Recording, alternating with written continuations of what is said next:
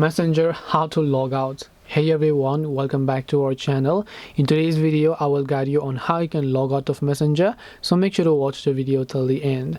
So if you want to log out of Messenger, all you have to do is go ahead and first of all make sure to launch the Messenger application here. Once you launch the Messenger app, you will see this type of interface. Now if you want to go ahead and log out of Messenger, you can see there is no logout button.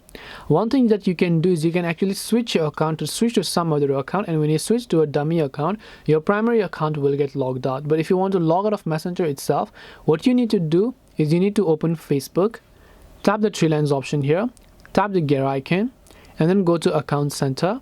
From here on you can see logging in with accounts, personal details, and so on and so forth. So here you can see password and security here, and then here you can see where you are logged in.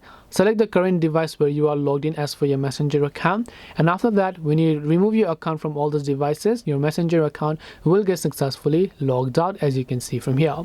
This way you'll be able to log out on Messenger. Hope this video was very helpful. If you have got any question, feel free to leave them down. Thank you for watching and see you in the next video.